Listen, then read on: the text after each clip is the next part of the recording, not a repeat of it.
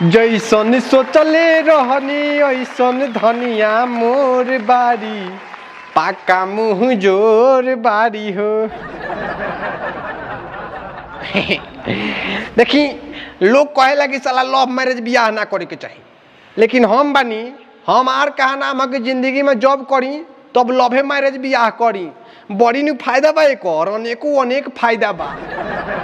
माने बुझे कि हमारा जौन रहे, हमारा ये समाज से आई रीति रिवाज से समाज का बड़ी नफरत रहे। हम तो सोच ले रही कि ये समाज से हमारा कैसहू निकल जाए के बा। तो वही में हमारा एक दिन एगो दूसरा जात के लड़की से प्यार हो गल कोचिंग में, पढ़ई जात में। अब बस जाए कि जब प्यार हो गल हो, बड़ी घनिष्ठ प्यार हो गल, बड़ी भयानक, दिन पर दिन साला बढ़ते जाओ। अब वो जाए कि परीक्षा देते देते में वो प्यार हमारा बियाह करे के पड़ गए। तो हम गईनी एकदम बुढ़िया माई के मंदिर में और दूसरा जात का लड़किया से बियाह कर लेनी। अब तो जैसे हमारा समाज का लोग पता चलल हो, एकदम माने पूरा पंचायत में खलबली मच गए। समझ जाए कि वार्ड से लेके पंच तक, मुखिया से लेके सरपंच तक सभे हमारा द्वार पर पहुंच गए लाठी डंडा लेके। तो अब हमारा बुझाइल कि ना, हम कोनो भारी काम कैले बानी, पूरा समाज में हमार नाव गांव हो गए, अखबार में ले नाम आ गए फोटो के साथ। तब तो नहीं हमारा खुशी भल। तले का भल कि गांव समाज के लोग माने वार्ड सरपंच आ मुखिया मिल के बर के गाछ में बंधलक लो, और ओकरा बाद थोड़ बहुत दम भ पीट दिलक लो, आ जूता के माला पहना के या गाधा पर बैठा के बाइज्जत, बुझाता, जूता के माला पहना के या गाधा पर बैठा के बाइज्जत हमरा के मसरक स्टेशन पर छोड़ गए लोग गाँव के लोग।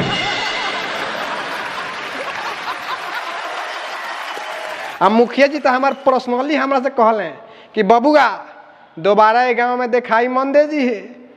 तो हम कहनी कि हैं हमरा ऐसा हुए समाज में नहीं रहे कि लात मारता नहीं ऐसा समाज की। तले हमारे बाबूजी केने से नुआ के ऐसा लात मर ले कि चल गए ट्रेन का भीतर सीधा लेटरिन का डिब्बा में। ओकरा बाद से जे बा सुख शांति से जीवन जियत या हमार मेहरारू। आ हमार तो जौन हाल बा रउआ लोग के दिखाई देते बा, आगहू दिखाई दी। चली हाँ आगो नहीं अभी ले चाय नहीं आई, आवा तारा कि ना जल्दी चाह लेके। अरे आगो नहीं मलकिनी, आगो नहीं, काहे खिसी आता नहीं, ली है चाय पी ली। मलकिनी ना, हम तहर मेहरारू हई। का तू हमार मेहरारू हो? एकर मतलब हम तहार मरद हई? हाँ। अरे साला सवेरे से सांझ ले इतना ना काम करत नहीं कि हमरा भोरे पर कर लगी हम तहार मरद है कि नो कर। अब याद पारिए देलू तो तनी हमहू आराम कर ली। का आराम करी? तू आराम करबा तो जौन का पाड़वा धइल बा के फीची, शाम के मार्केट जाए के बा।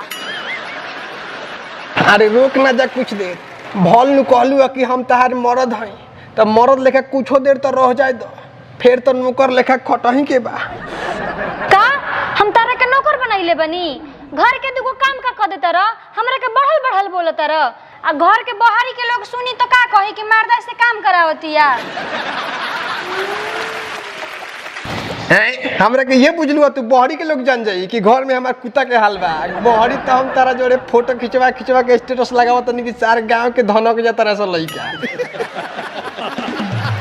लेकिन ये तो हम नहीं जानता नहीं कि हमारे जा कौन दुर्गति भइल बा। सर कानूनी छतर में लेके भगनी तोरा के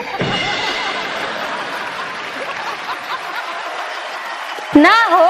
तू ये न सोचेला कि हम तारा से खूब काम करावेनी, जा आज के बाद से एको को काम ना कराएम, लेकिन अपना बारे में सोच ली हो। अरे तू फिर उल्टा पुल्टा सोचे लगलू। हमारा कहे के मतलब ही थोड़े ना, हम तारा के कहे नहीं कुछ तू समझ लेवेलू कुछ, यही जानू माने झगड़ा लफड़ा हो जाला। अरे तू जब हमारा जिंदगी में अइलू तबे नु हमारा पता चलल कि काम धंधा साला कोनो चीज होला।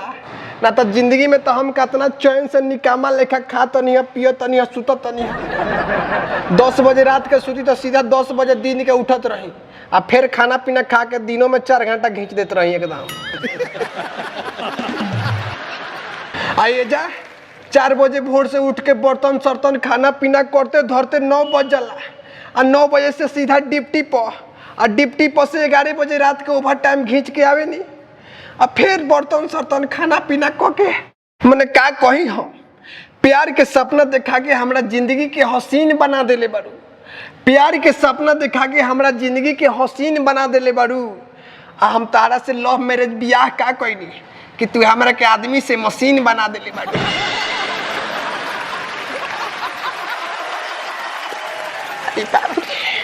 अच्छा तू केंग कहता रहो कि बुझाता कि हम तारा खातिर कुछ कइला ही नहीं खी, तोहरे से बियाह करे खातिर नु अपना इज्जत के बलिदानी दे देनी, तारा साथे भाग के चलैनी। ना ना ई बात तो माने के पड़ी, ई बात में हम कबो इनकार ना करे। तहरा खानदान में जे बा इज्जत के बलिदानी देवे के परंपरा एकदम शुरू से चलता होता। खुद तहर माई कितना बड़का इज्जत के बलिदानी देले बाड़ी प्यार खातिर, त हमरा ये घड़ी में पता चलल ह कि उनकर कैसे धरिछन महतो से भइल बियाह दोंगा का दिन।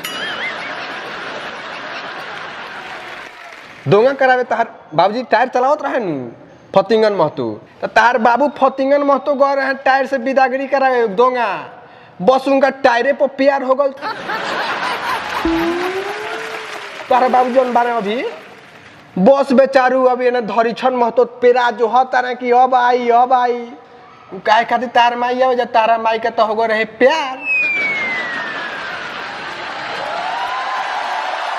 बस तारा बाबू का जोरे चलैली तो माने हम बुराई नहीं करो, तू प्यार खातिर माने बलिदानी दे देली ऐसन खानदान के माने बारू, तो ये तो बात माने के पड़ी कि हाँ तब हमनी के प्यार पर मरे वाला आदमी है सा।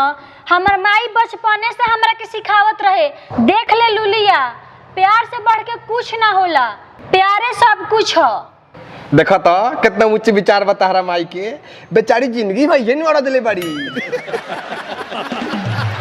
तो जौन माने उड़ा दिले हुई तो न सिखाइए तारा के, आई घड़ी तारा ऑटियो पट्टी के जितना लड़की बड़ी सब तारा माई के गुरु माता बनैले बड़ी सब। आ उहे घड़ी इज्जत के बलिदानी देवे में कमी नहीं से करत, ओ कनियो खातिर प्यार से बढ़ के कुछ नहीं खे। सुने में आइल तारा बड़का बाबू के लड़कियों भाग गइल बिया प्यार खातिर। तब खानदानी न होई सा हमनी के पुरखा पुरानिया से चलत आवत आई।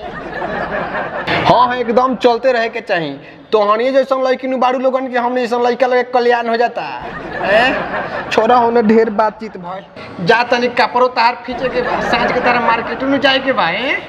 जा जा जा फिर आई सब टेंशन कराए के पड़ी। जिंदगी में प्यार कइले के ही मत जाबा।